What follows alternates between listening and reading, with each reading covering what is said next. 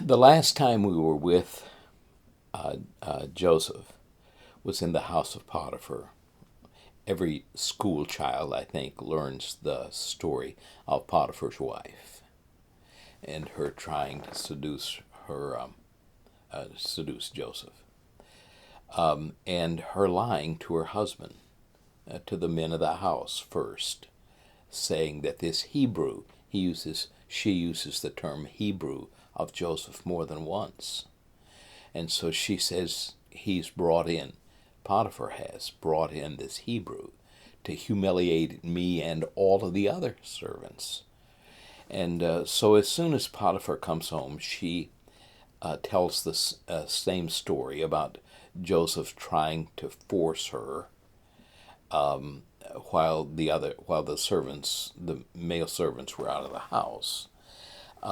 And so Potiphar doesn't give Joseph, in the biblical account at least, doesn't give him a chance to defend himself or anything. He simply sends him to prison. But it is interesting to notice that it isn't just any prison. He apparently sends his slave, Joseph, to a prison where the Pharaoh does. Apparently, it's a prison for important people. We have prisons like that today. If somebody isn't important, if Donald Trump goes to jail, he will not go in with the regular prison population. They'd kill him in 5 minutes. And so Joseph was not sent to an ordinary prison. He was sent where the butler and the baker, the king, anybody that the Pharaoh was angry at, he would send his own slaves there. And so Potiphar used the same jail. It shows what an important man Potiphar was in the service of Pharaoh. And it shows us how important Joseph was, how God had been with him.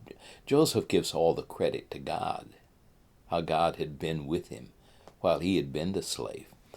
And I suppose that Joseph may well, when he was sent to prison, that he may well have said, God, if you're giving me any of your providential aid, I wish you'd quit. Joseph might have. I doubt that Joseph foresaw the events that were coming his way. God may have, but not Joseph. God, in his providential care for us, doesn't always work on our schedule. God sometimes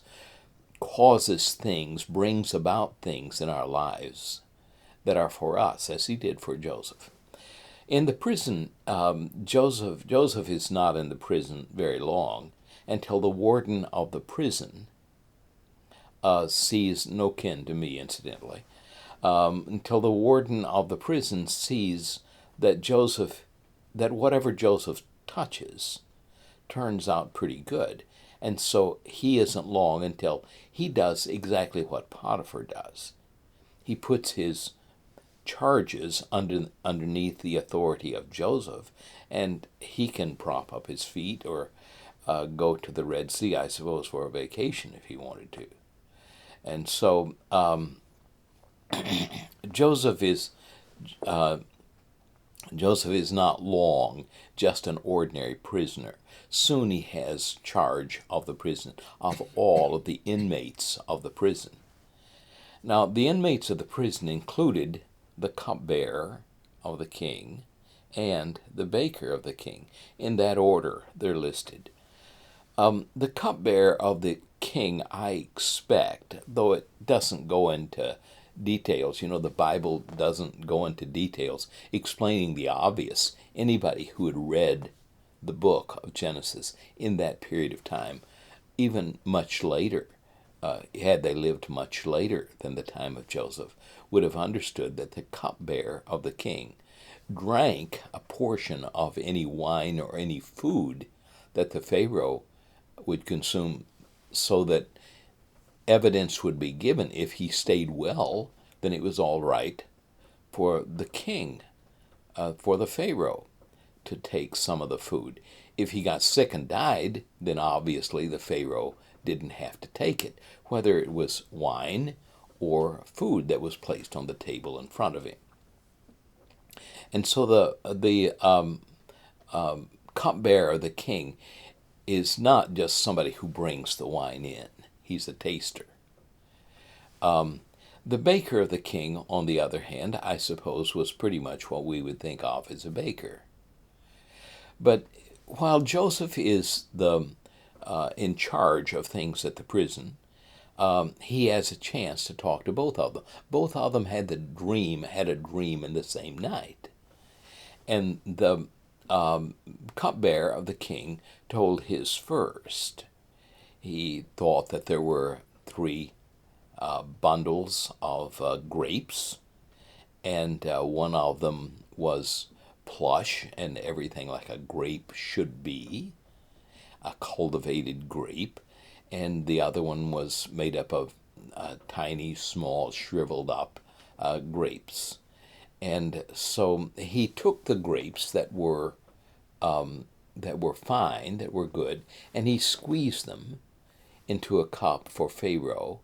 He drank of it, I'm sure, first to see that it was safe, and then the Pharaoh would drink of it, or did drink of it, and so everything was fine.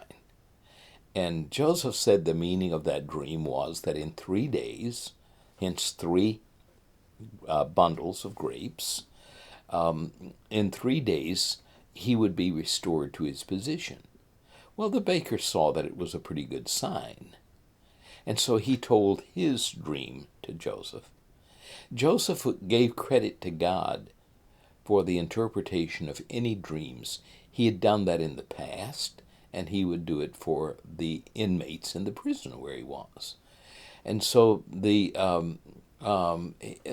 baker of the king had a basket on his head, and in it were three good loaves, I believe. Let me read it all. Starting with verse 16. When the chief baker saw that he had interpreted favorably, he said to Joseph, I also saw in my dream, and behold, there were 3 baskets of white bread on my head. And in the top basket there was some of all sorts of bread, baked food for the Pharaoh, and the birds were eating them. And Joseph answered, this is the interpretation. 3 more days Pharaoh will lift up your head, and will hang you on a tree. So the cupbearer of the king had a favorable interpretation, but the baker had an unfavorable one. In 3 days it came to pass, of course. It is important, though, to notice that Joseph said to the cupbearer of the king, knowing that he was going to be alive in a while, but the baker was going to be dead. He said to the cupbearer of the king, when you are restored to your position, remember me. And the Bible says, nevertheless, the cupbearer forgot Joseph. And so after 3 days, the baker of the king was hanged, like Joseph says, and the cupbearer was restored to his position. And then Pharaoh dreamed, of course. He had a dream that starts in chapter 41. He thought he was standing on the banks of the Nile, and that up out of the river of the Nile 7 fat cattle come. They're sleek, they're well-fed, grain-fed cattle, no doubt. And so while after they had come up, then 7 lean and scrawny animals came up. And the lean, scrawny ones ate the others. Now, I don't know how they came up out of the Nile. You know, I think of an alligator coming up out of the Nile, not some cattle. But nevertheless, this was what he dreamed. You can dream pretty much whatever you want. And so 7 scrawny cattle came up, and they devoured the fat cattle. And then he dreamed he was in a cornfield. Now, all of us should remember, regardless of what our translations say, corn is a New World plant. And so when they came up, whenever the Bible mentions corn, wherever it is, in the New Testament or the Old, that it's going to be the head of a piece of grain. I've heard older folks speak of the head of wheat as being the kernel of the wheat. No, it's the corn of the wheat, in other words.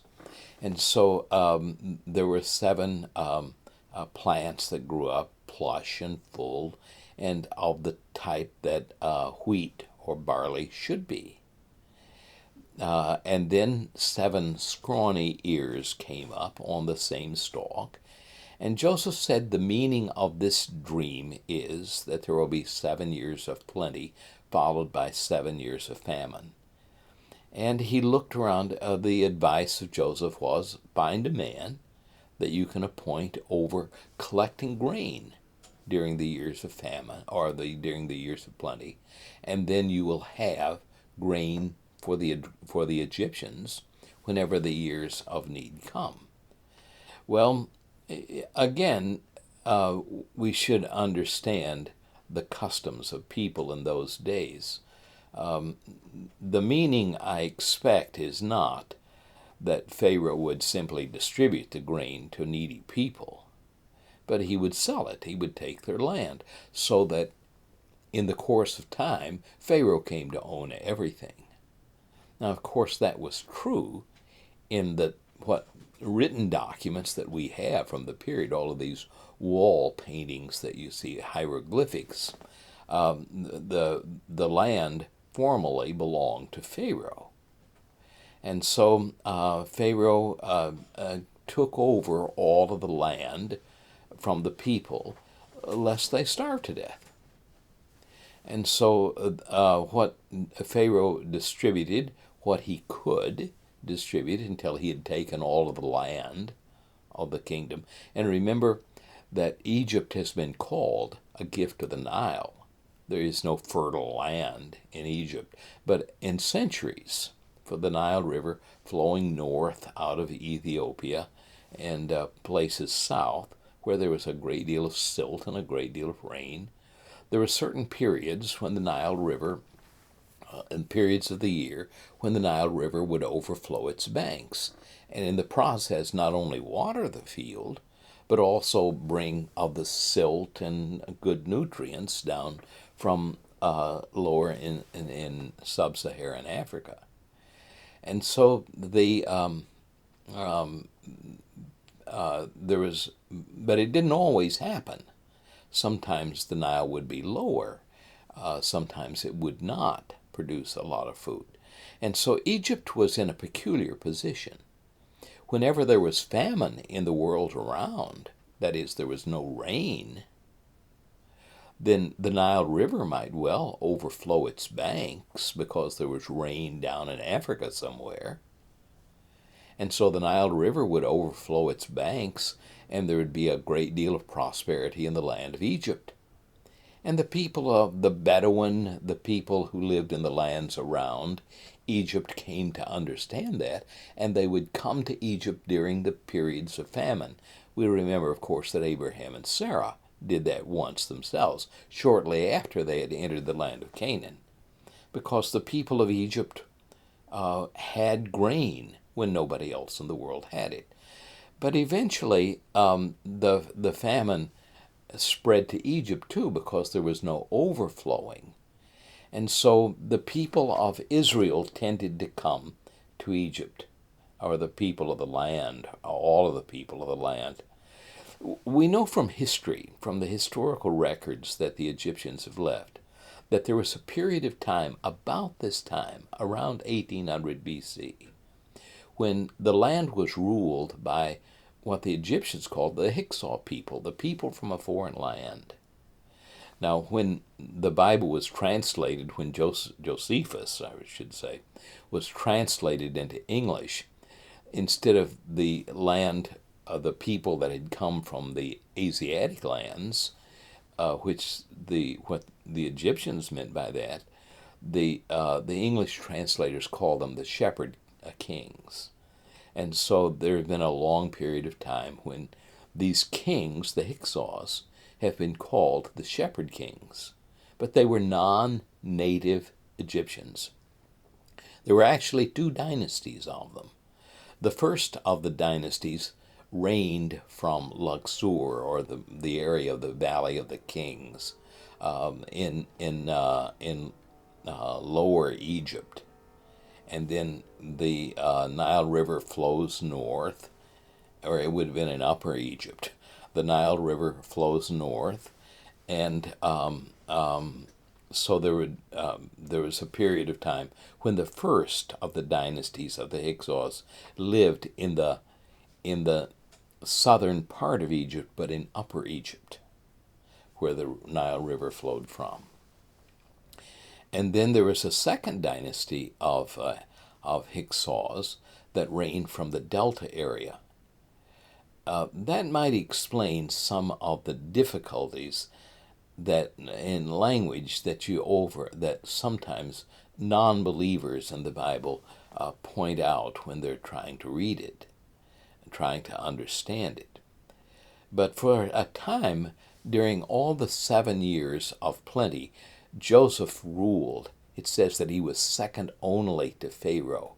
Pharaoh is said to have given his signet ring to Joseph, so that whatever Joseph said, he could put the Pharaoh's own stamp on it.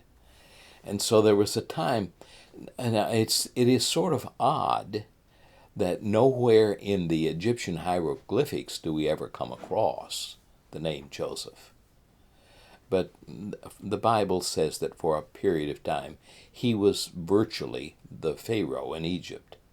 The Pharaoh sort of, for the same reason that Potiphar and the jailer of the prison sort of got back out of the way and propped his feet up and let Joseph take over his responsibilities. And so Joseph reigned over the land of Egypt and gathered the grain and gathered all of the land. And now it belonged to Pharaoh. But the time finally came when all of the land had been taken. The only way that Pharaoh could get ahead was taking the wealth of the nations around. And that was when the Asiatic people, including Jacob and his family, came down to the land of Egypt. Now that's what the story of Joseph is about.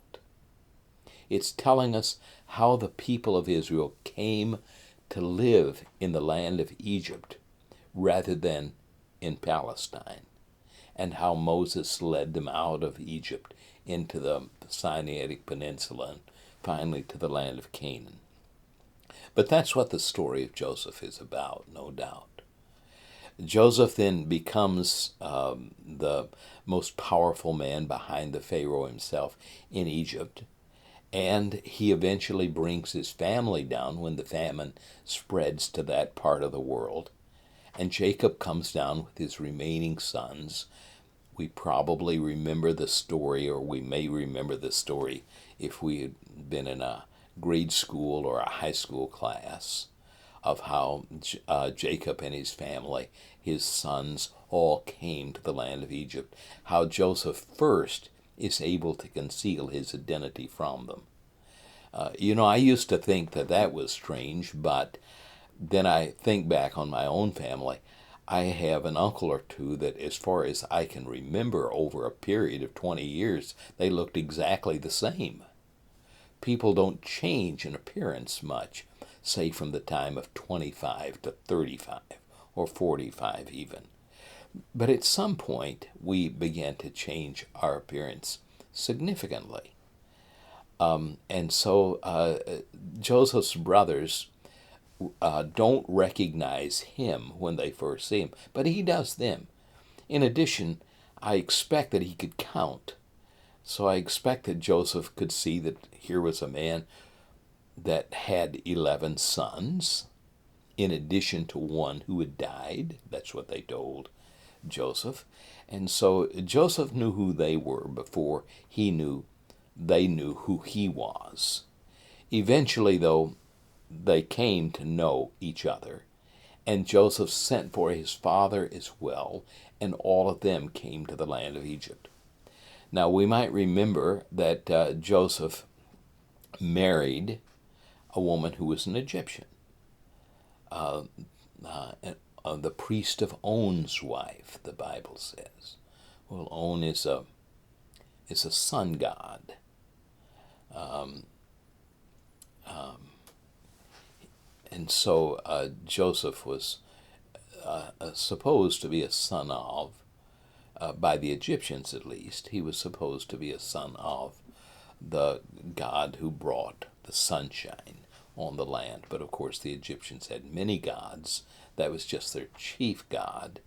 And so Joseph came to be the ruler of the land. But when he brought his own family down, then they worshiped like God told them to worship.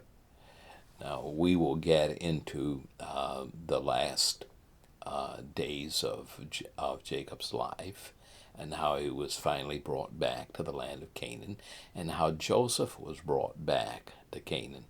We would sort of expect Joseph to be buried in the same place that his father was, but in fact he wasn't. Joseph was buried significantly in the land of Ephraim. Ephraim was one of his sons. Manasseh was the oldest. Ephraim was second.